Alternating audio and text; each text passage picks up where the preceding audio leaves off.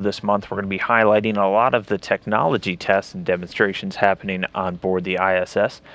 Today, we're going to talk about one that's actually using a piece of technology that many of you probably have in your hand right now.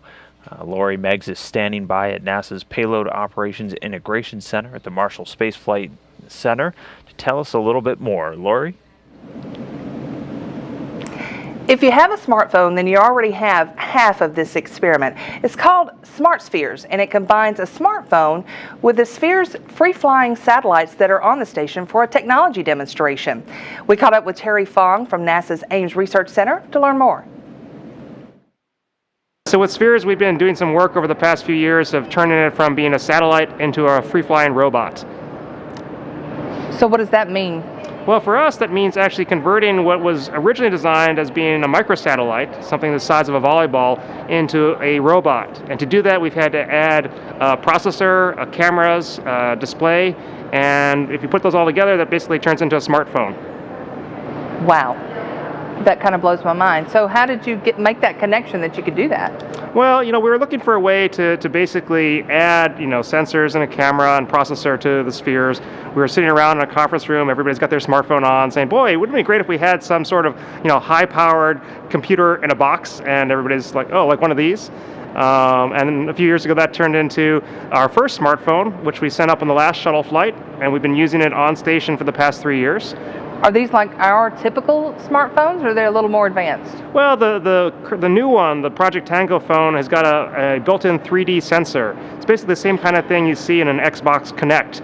It allows you to basically do 3D mapping, tracking of things in the real world, and we hope it will allow us to take the Spheres and fly freely throughout the U.S. segment.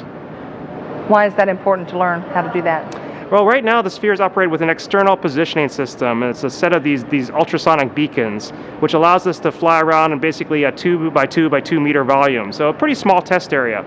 If we want to fly anywhere in the station, we have to find technology that will let us just freely fly, and this new smartphone may be a way of doing that. We've done actually a lot of testing on the ground. We also did a series of parabolic test flights on a zero-G aircraft back in February to try to test out the smartphone and the combination of the smartphone with Spheres. And we're pretty confident that we'll be able to actually do this 3D mapping and navigation.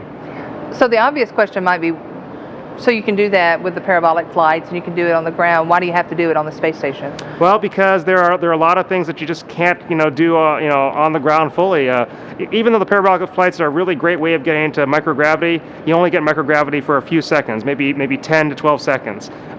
So your testing is really hurry up, let's test for a short period of time. Hurry up, let's test for a short period of time. It's not like in space. It's not like in true microgravity.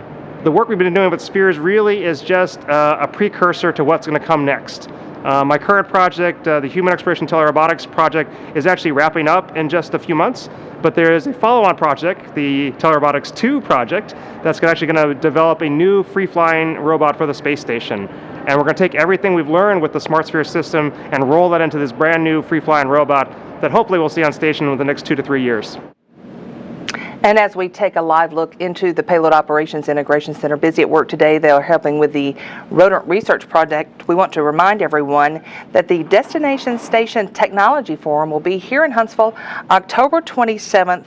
That'll be broadcast live on NASA TV from 9 to 10 a.m.